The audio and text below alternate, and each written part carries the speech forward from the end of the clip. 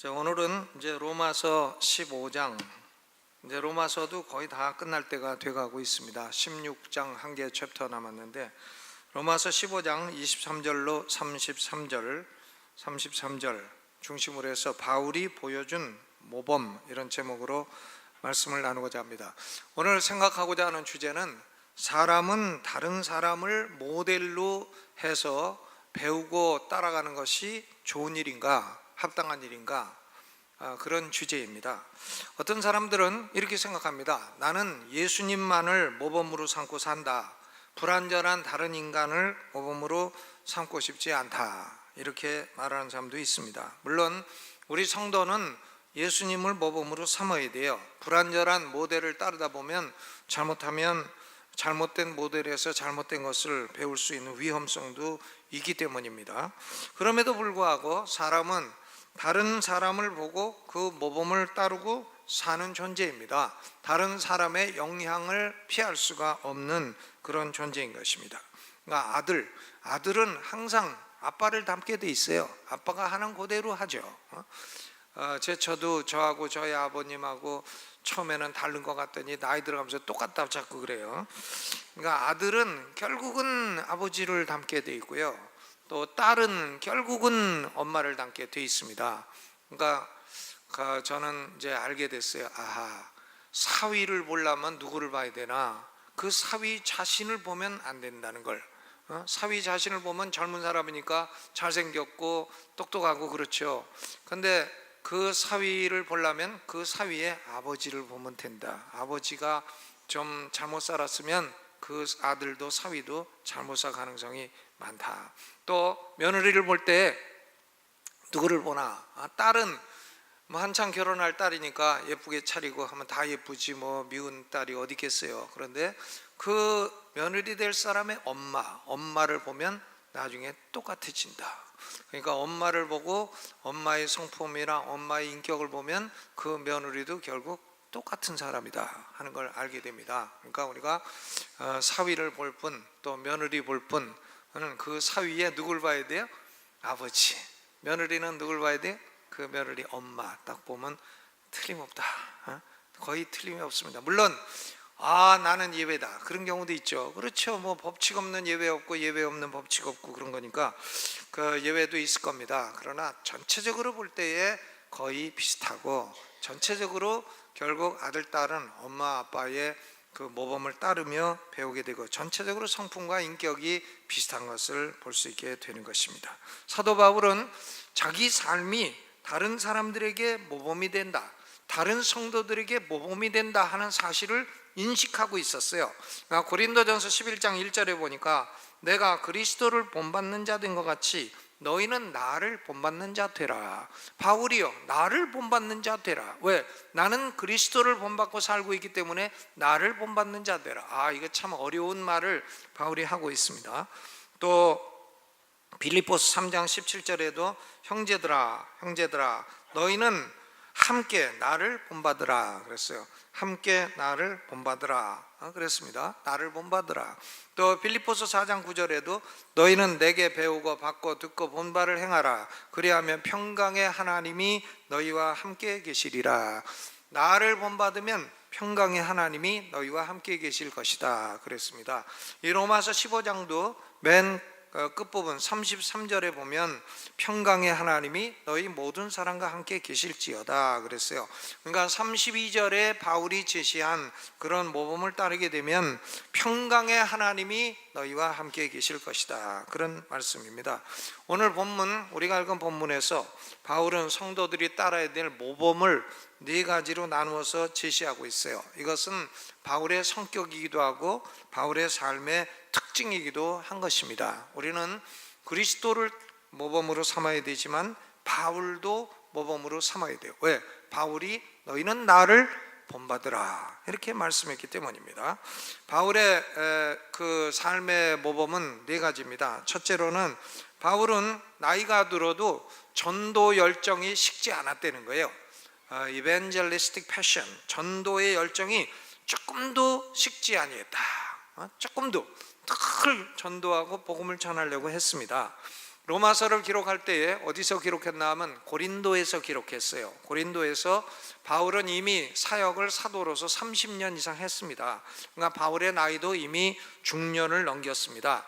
1세기의 기준으로 보면 꽤 나이가 들은 사람이에요. 노인이 되었습니다. 바울도요. 건강도 약해졌고 거의 30년을 사역을 했으니까 이제는 쉬고 싶은 그런 생각도 있었을 것입니다.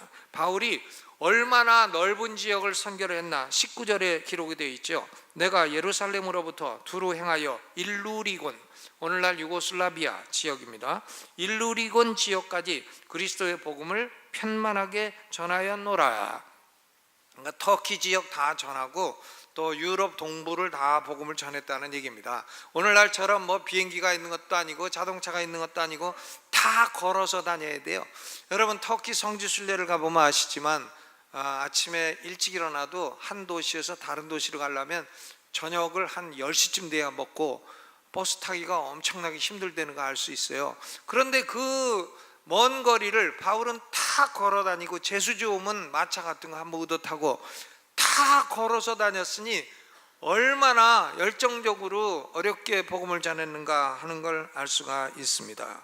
그의 전도 열정이 결국 터키 지역을 다 전하고 그리고 동부 유럽 지역도 다 전했다 하는 얘기입니다. 그러면 바울은 이제 그거 그만해도 되지 않나? 근데 바울이 그만하겠다는 게 아니죠. 바울은요, 내가 스페인까지 땅끝까지 복음을 전하겠다.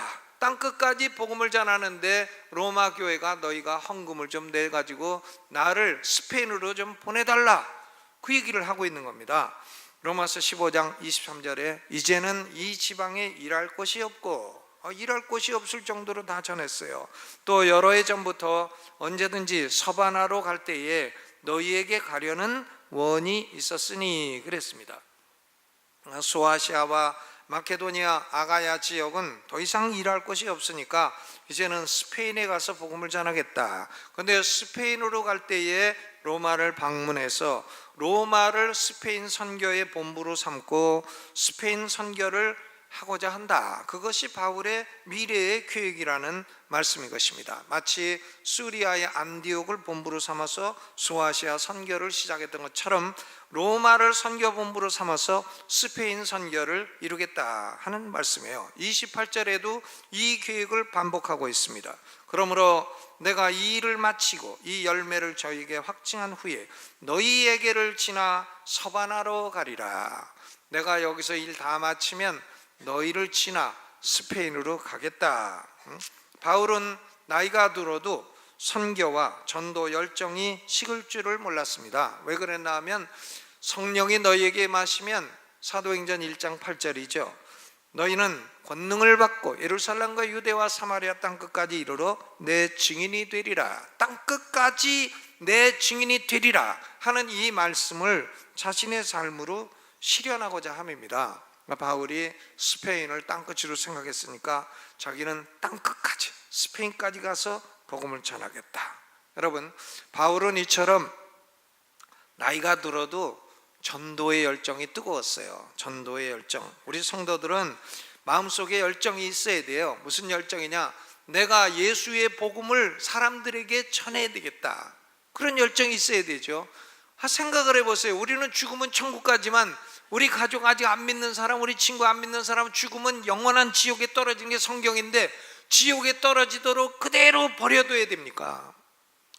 우리 속에서 열정이 일어나서 어떻게든지 복음을 전도해서 뭐 하나님이 안 믿게 하시는 거야 어쩔 수 없지만 그래도 우리가 할 수 있는 일은 다 해야 되지 않나. 복음 전도의 열정. 여러분, 복음 전도와 선교는 뭐 공부로 되는 게 아닙니다. 토론한다고 되는 것도 아니고 조직을 만든다고 되는 것도 아닙니다. 이것은 사람을 통해 이루어지는 것이고 사람도 복음 전도의 의지가 조금도 없는 사람을 통해서 되는 게 아니라 선교와 전도의 열정을 가진 사람들을 통해서 이루어지게 되는 것입니다. 젊은 사람들은 먹고 사느라고 바빠갖고 선교 열정 없고, 나이 든 분들은 이제 늙어서 선교 열정 없고 전도 열정 없고, 그러면 도대체 누가 복음 전하겠어요? 그러니까 바울이 이 노년기에도 이런 식을 줄 모르는 선교 열정을 가지고 있었다 하는 것은 우리에게 모범이 되는 것입니다. 여러분, 오늘 지금 우리 마음속에서 아하, 나도 몇 사람이라도 전도하고 선교를 해야 되겠다 하는 마음의 열정이 일어나게 되시기를 주의 이름으로 축원합니다. 두 번째로, 바울은 또 다른 교회나 성도들의 실제적인 필요에 관심을 가지고 있었습니다. 구제의 모범을 보여요. 구제. 교회 역사가 지난 150년 역사를 보게 되면요, 근본주의적인 교회하고 자유주의적인 교회하고 교단 분열이 많이 일어났어요. 왜냐하면 근본주의적인 교회는 그저 말씀만 공부한다 이거고, 또 자유주의적인 교회는 뭐냐면 사회 공의, 정의를 실현한다 이거예요. 그러니까 말씀을 공부하는 교회하고 사회 정의를 실현하는 교회하고 갈라져 가지고는 교단이 갈라지고, 교단 갈라지고 성도도 갈라지고, 이런 일이 지난 150년 동안 많이 있었습니다. 그런데 사도 바울에게는 이 두 가지 문제가 분리되질 않아요. 순수한 복음을 변호하고 전파하면서도 사람들의 실제적인 공공함을 돕는 데 헌신이 되었습니다. 특별히 불신자, 아주 불신자, 무슨 불교인 그런 걸 돕는 것보다도, 또 그 아주 복음을 모르는 사람을 돕는 것보다도 그 다른 교회의 어려움, 다른 성도들의 어려움, 이런 걸 보고 돈과 음식으로 돕는 일에 앞장을 섰던 것입니다. 특별히 복음의 발원지인 이 예루살렘 교회 성도들이 겪고 있는 공공함을 보고 바울이 앞장서서 헌금을 모금하고 그것을 전달해 주고 이렇게 했던 것입니다. 그러니까 로마서 15장 25절로 26절에 보니까, 이제는 내가 성도를 섬기는 일로 예루살렘에 가노니 이는 마케도니아와 아가야 사람들이 예루살렘 성도 중 가난한 자들을 위하여 기쁘게 얼마를 동정하였음이라. 그러니까 마케도니아 아가야 성도들이 예루살렘 교회 성도를 위해서 헌금을 해줬다 이거예요. 헌금을 해줘서 바울이 그 헌금을 가지고 지금 예루살렘으로 가기 때문에 로마에 지금 가고 싶어도 지금은 못 간다, 이제 그런 얘기입니다. 로마 사람들은 너는 왜 온다 하고 안 오냐. 그러니까 바울이, 야, 지금은 예루살렘 교회에 굶어 죽는 사람들이 있는데 내가 그 사람들 먼저 살려주고 나중에 가겠다, 이제 그런 얘기죠.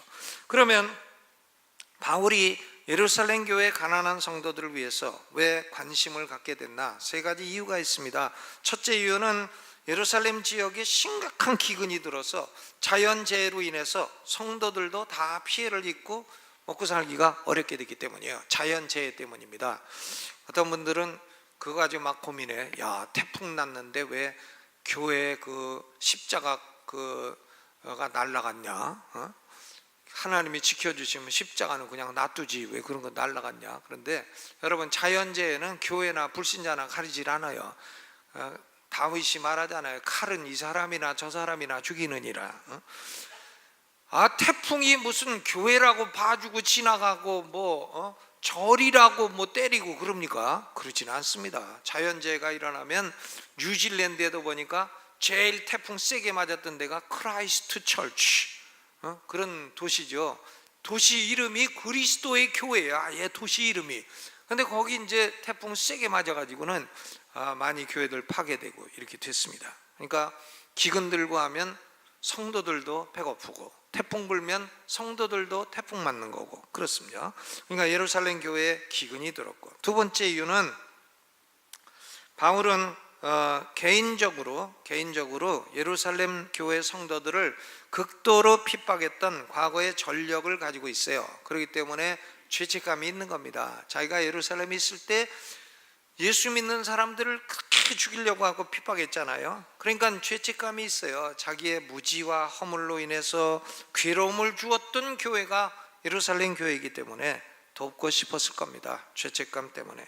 그러나 가장 중요한 세 번째 이유는 신학적인 이유입니다. 로마서 15장 27절을 같이 읽어보죠. 27절 시작. 저희가 기뻐서 하였거니와 또한 저희는 그들에게 빚진 자니 만일 이방인들이 그들의 신령한 것을 나누어 가졌으면 육신의 것으로 그들을 섬기는 것이 마땅하니라 그랬어요. 그러니까 예루살렘 교회가 이방인 교회에 복음을 주었으니까, 신령한 것을 받았으니까, 이방인 교회는 예루살렘 교회가 어려울 때에 물질로 돕는 것은 당연한 것이다. 당연한 것이다. 그런 얘기입니다. 여러분, 교회는 지역교회도 있고 교파도 있고 교단도 있고 그렇습니다. 그러나 교회는 지역교회만, 로컬 처치만 있는 게 아니라 유니버설 처치, 우주적인 교회도 있는 겁니다. 우주적인 교회는 하나예요. 우주적인 교회는 하나의 그리스도의 몸이에요. 그리스도의 몸, 그리스도의 몸인데 이쪽은 살찌고 이쪽은 마르고 그러면 사람이요, 균형 있게 살찌든지 균형 있게 마르든지 그래야 균형을 이루는 거지, 한쪽은 살찌고 한쪽은 마르고 그러면 그 균형을 잃게 돼요. 그러니까 그리스도의 몸인 교회도 한쪽에 물질이 있고 한쪽이 굶어 죽게 되고, 그러면 물질 있는 데서 굶어 죽게 된 교회를 도와주어야 마땅하다, 그런 말씀인 것입니다. 우리 교회는 지금 우리 한국 국내 선교를 169개 교회를 돕고 있고, 또 해외 선교는 113 선교사를 돕고 있습니다. 그러니까 도합하면 282, 잘 도했는지 모르겠는데 282명의 선교사와 목회자들 돕고 있어요. 근데 우리는 좀 더 도와야 됩니다. 좀 더 도와야 되고요, 좀 더 해야 됩니다. 그게 우리가 사는 길이에요. 좀 더 많이 선교사를 도와줘야 되고, 좀 어려운 교회들을 좀 더 도와줘야 되고 그렇습니다. 지금 282개 도와준다, 많이 한다, 그게 아니에요. 좀 더 해야 되는 것이죠. 여러분, 우리 한국 교회는요, 외국의 교회들, 특별히 미국 교회나 캐나다 교회나 호주 교회들로부터 선교사들을 받고, 그들로부터 영적인 도움도 받고 실질적인 물질의 도움도 많이 받았어요. 한국 교회뿐만 아니라 한국 민족이 외국의 교회로부터 엄청난 걸 받았어요. 우리가요, 우리가 어렸을 때에 고아원 지어준 분들 다 선교사죠. 선교사들이 고아원 지어줬는데 선교사들이 다 외국 교회 돈 가지고 와서 지어줬죠. 우리 교단에 지금 뭐 빌딩 다 있지만 그 선교사들이 다 사준 거예요. 다 선교사들이 다 내가 꾸쳤지, 우리가 헌금해서 한 거 별로 없어요.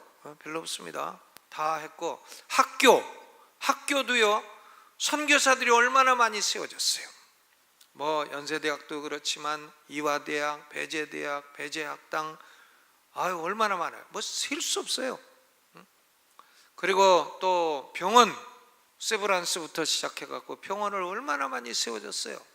우리는 어려서 학교 가면은, 저는 뭘 제일 먹고 싶었냐면 그 선교사들이 준 그 옥수수가루를 쪄가지고 만든 옥수수빵, 네모난 빵. 그거 엄청나게 맛있었어요. 그거 이제 어려운 애들은 그걸 학교에서 봤는데 그 선교사들이 준 겁니다. 그러면 구제품이에요. 그럼 우리는 도시락 주고 그걸 이제 또 바꿔 먹고, 왜? 맛있고. 그러니까 또 우유 가루에다 물 타가지고는 그거를 쪄가지고는 이렇게 네모나게 흰 과자처럼 만들어 갖고 그것도 고소하게 맛있고 그랬죠. 치즈 같은 것은 미군 부대 다니는 사람이나 먹었지. 제가 인천시 화평동 350번지에 태어나갖고 거기 살 때 우리 앞집의 여자가 미군 부대에서 미군하고 살았어요. 근데 그 여자가 가끔 뭘 갖고 왔냐면 노란 치즈자 납작한 거, 그거를 갖고 왔어. 그러면 그걸 우리 하나를 줘요.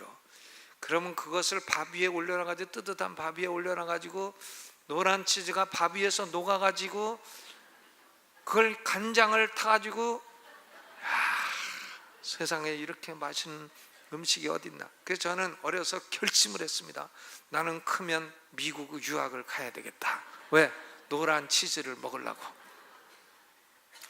여러분, 우리가요 얼마나 많이 받았냐고요. 얼마나 많이 받았. 그러니까 우리가 지금 선교를 해도 큰일 하는 게 아니에요. 빚 갚는 거죠. 빚 갚는 겁니다. 우리 선교사님들 나가서 지금 빚 갚는 선수, 대표 선수로 나가갖고 지금 빚을 갖고 있는 것입니다. 우리는 전 세계에 빚을 갚아야 할 줄로 믿습니다. 그러니까 복음도 전해야 되지만 또 물질로 구제도 해줘야 돼요. 구제도 해줘야 됩니다. 줄 수 있는 능력이 있을 때 줘야 돼요. 저는 뭐 많은 사람들이 하는 얘기 들었어요. 젊을 때 막 돈 많이 갖고 있다가 어쩌다가 다 날리고 나서 그때 돈 많을 때 좀 헌금 좀 할 걸. 그런 쓸데없는 얘기. 지금 병들어 가지고 움직일 수도 없고 전도도 할 수 없으니까 나 건강하고 다리 힘 있을 때 전도 좀 할 걸. 그거 다 지나간 얘기죠. 쓸데없는 얘기예요. 여러분, 능력 있을 때 해야 되고요, 능력 있을 때 구제도 하고 전도도 해야 됩니다. 그리고 인색하지 말아야 되는 것이죠. 이것이 바울의 모범을 따르는 길입니다. 세 번째로 바울은 어떤 모범을 보였나? 바울은 다른 성도들을 대할 때에 사랑과 호의를 가지고 대했다. 사람을 대할 때에 좋은 의도를 가지고 항상 대했다 하는 겁니다. 오늘 본문에서 두드러지게 드러나는 것은 뭐냐 하면은, 바울이 로마교회 성도들, 아직 만나지도 못한 성도들 향해서 만나고 싶다, 교제하고 싶다, 위로를 받고 싶다, 또 축복을 주고 싶다, 이런 겁니다. 그러니까 진정한 사랑과 호의를 보인다는 거예요. 23절 후반에 보니까 언제든지 서반하러 갈 때에 너희에게 가려는 원이 내게 있다. 너희를 가서 보고 싶은 소원이 있다. 보고 싶다는 거죠.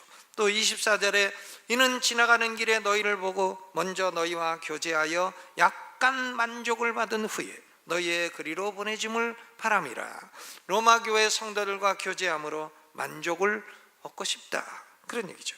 또 로마 교회를 방문해서 중요한 교리를 설계한다든가 무슨 큰 은사 집회를 열겠다든가 그런 것이 아니라 성도들과 교제를 나누고 싶다, 교제를 나누고 약간 만족을 얻고 싶다, 그런 얘기입니다. 또 28절에 내가 너희에게 갈 때에 그리스도의 충만한 축복을 가지고 갈 줄을 아노라. 내가 가면 예수님이 너희에게도 복을 주실 것이다, 이제 그런 얘기입니다.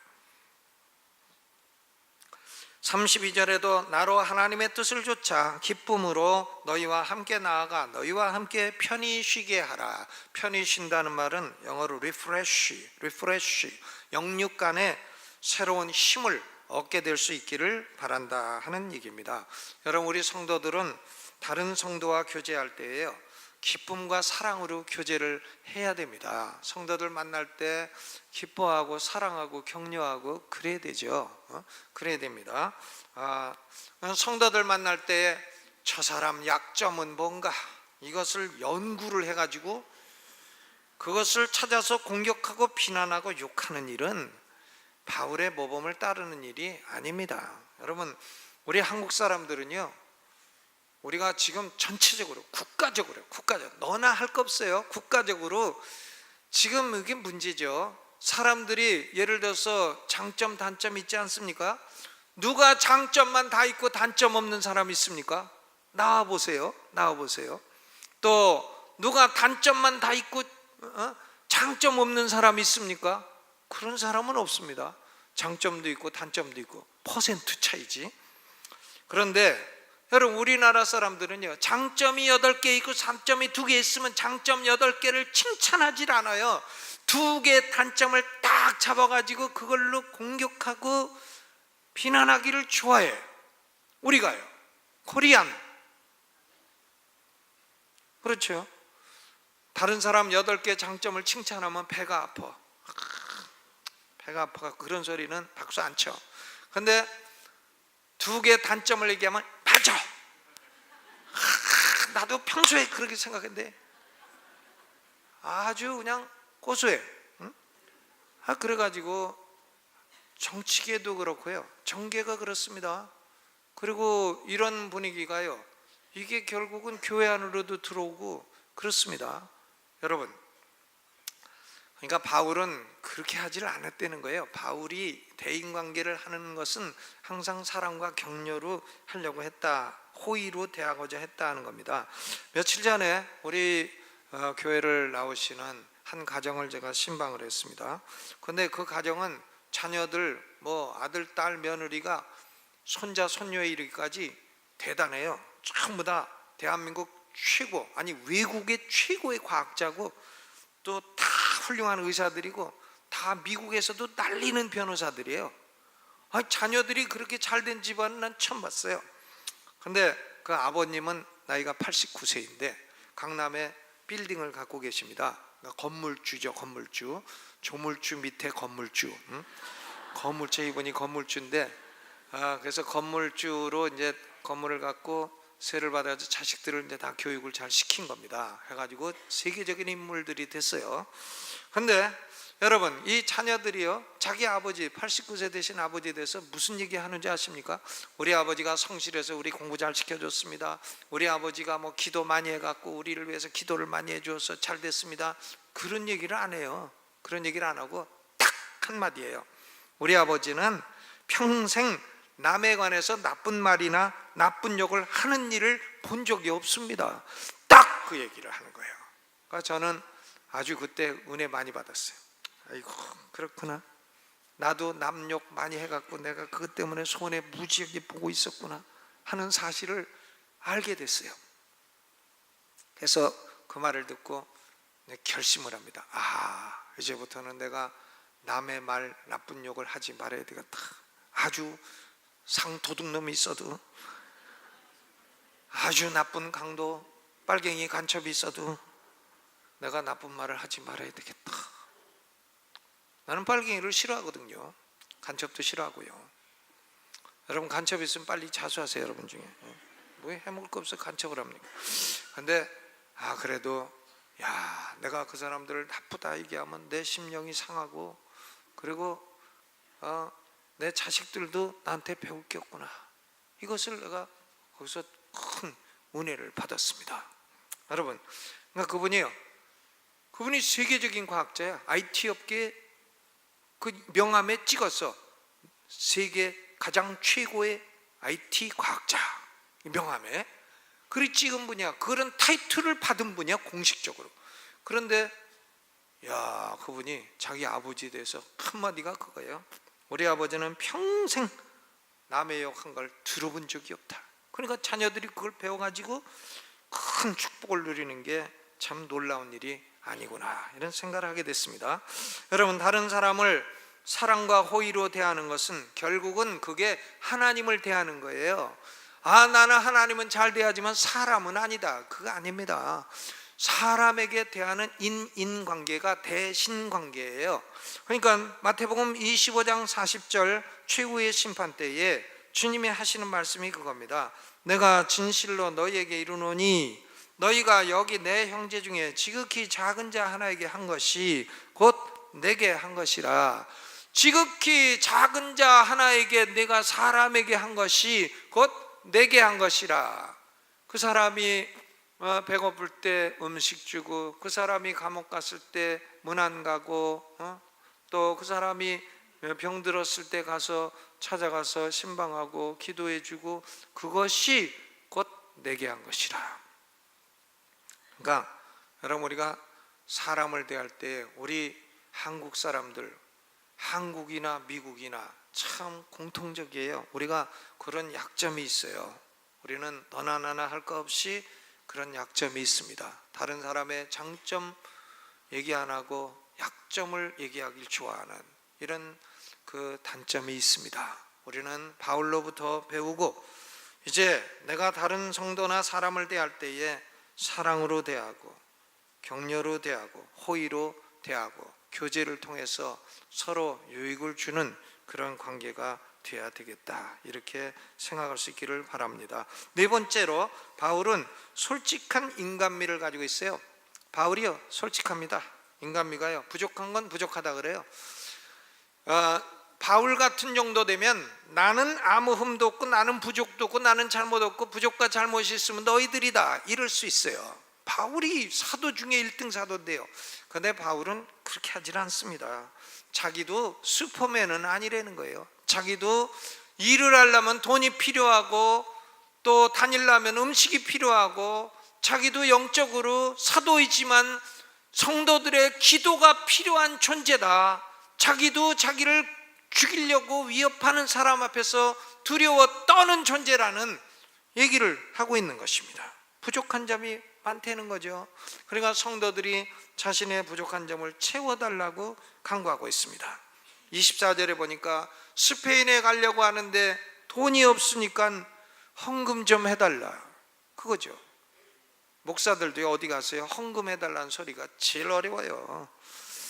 제일 어렵습니다. 근데 바울이요, 내가 스페인 복음 전하니까 헌금 좀 해달라, 돈 좀 달라고 지금 요청하고 있어요. 나는 돈이 없다, 내가 장막 끼어갖고 내 입에 풀칠하고 살지만 선교할 만큼 돈이 없으니까 나한테 달라, 돈도 달라 이거죠. 또 30절에는 자기를 위해서 기도해달라. 내가 우리 주 예수 그리스도로 말미암고 성령의 사랑으로 말미암아 너희를 권하노니 너희 기도에 나와 힘을 같이 하여 나를 위하여 하나님께 빌어달라. 나를 위해서 좀 기도해달라. 사도가 내가 너희를 위해서 기도할 테니까 와라, 그게 아니고 너희가 나를 위해서 기도해달라, 이거죠. 어려운 얘기입니다. 그리고 31절에는 나로 유대에 순종치 아니하는 자들에게서 구원을 받게 하고 또 예루살렘에 대한 나의 섬기는 일을 성도들이 받음직하게 하고 그랬어요. 유대에 내가 지금 헌금 가지고 예루살렘 가는데 예루살렘에는 나를 죽이기 전에는 밥도 안 먹겠다고 결심한 사람이 수십 명 있는데 나를 아주 죽이려고 하는 사람들이 많으니까 나를 그 사람들에게서 건지게 해달라, 건짐받게 해달라. 그 사람들이 나 주먹으로 때리지 않게 해주고 나 칼로 찌르지 않게 해주고 나 헤딩하지 않게 해주고 나를 절벽으로 끌고 가서 밀어뜨리지 않게 해주고 나 죽이지 않게 해달라, 기도를 요청하고 있어요. 그리고 예루살렘 성도들이 내가 가지고 있는 이 헌금을 순수한 마음으로 받아들일 수 있게 해달라.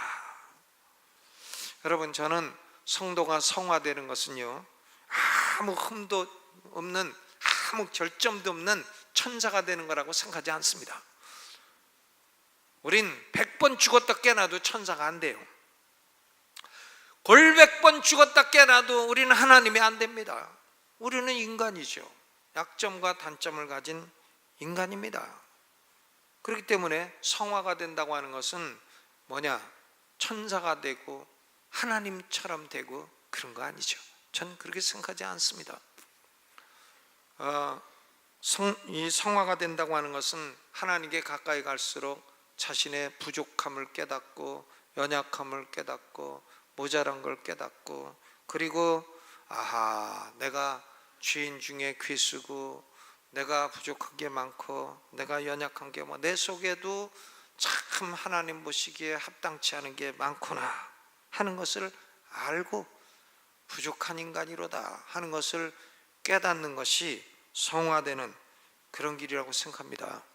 바울은요, 인간 냄새가 나는 부족한 인간으로서 솔직함을 드러내고 있습니다. 솔직한 인간미. 우리 침례교 역사 중에 최고의 선교사는 윌리엄 캐리예요. 윌리엄 캐리. 1792년 영국의 칼빈주의 침례교회 파티큘러 베프티스트로부터 인도로 선교사로 파송받았어요. 아무도 안 가려고 할 때에 자기가 가겠다고 해가지고 갔습니다. 근데 윌리엄 캐리는요, 그 부인이 아주 괴로운 사람이었어요. 그러니까 이 부인한테 엄청나게 괴로움을 받았어요. 선교 현장에서 부인이 하나도 안 도와주고 10년 동안 괴롭혔어요. 그러니까 위대한 사람도 마누라 잘못 만날 수가 있다. 그러니까 마누라 좀 잘못 만난 분들은 윌리엄 캐리보다는 내 마누라가 낫다 이렇게 생각하고 그냥 사시기를 바랍니다. 그러니까 윌리엄 캐리 부인이요, 선교 현장에 갇혀가지고 자기 남편을 그렇게 괴롭히다 10년 만에 죽었어. 죽고 캐리가 재혼을 했어요. 재혼을 하니까 캐리가요, 내가 이제서야 인간으로서 행복이 뭔지를 알았다 이렇게 고백을 했습니다. 근데요, 윌리엄 캐리는 40년이 넘는 세월을 인도에 가가지고는 많은 교회를 세우고 많은 개종자를 얻고 또 인도 방언 3개 국어로 3개 언어로 성경을 완전히 다 번역했어요. 아니, 한 페이지 번역도 어려운데 지금 구글 번역기 있어가지고 탁 누르면 다 번역되는데도 그래도 한 페이지도 못 하는데 아무것도 없는 상황에서 3개 언어로 성경을 전 번역을 다 해놓은 위대한 사람이에요.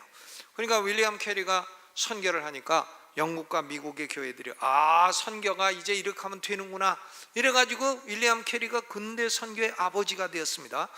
영국에 있는 교회, 미국에 있는 교회들이 참 선교사를 파송하기 시작했어. 그래서 우리 한국도 선교사가 오게 됐고요. 우리 침례교는 캐나다 선교사가 와서 처음 시작한 겁니다. 말콤 C. 페닉이라고 하는 분이 캐나다 분이에요. 미국 사람이 아니에요. 그래서 침례교가 시작이 됐는데, 이 윌리엄 캐리도요 40년간 엄청난 일을 이루고 근대 선교의 아버지가 됐는데 어떻게 됐나? 캐리가 혼자 똑똑해서 됐나? 그게 아닙니다. 이 역사책에 안 나오는 얘기가 있어요. 그게 뭐냐? 윌리엄 캐리의 누나가 있습니다. 누나가요 몸이 약해가지고 침대에서 어려서부터 50년을 살았어. 침대에서 일어나질 못하는 병이야.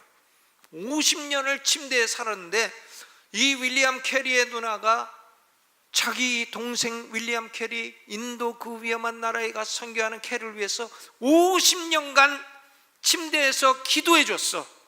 50년간 침대에서 일어날 수 없으니까 누워서 기도해도 하나님이 받아주셔.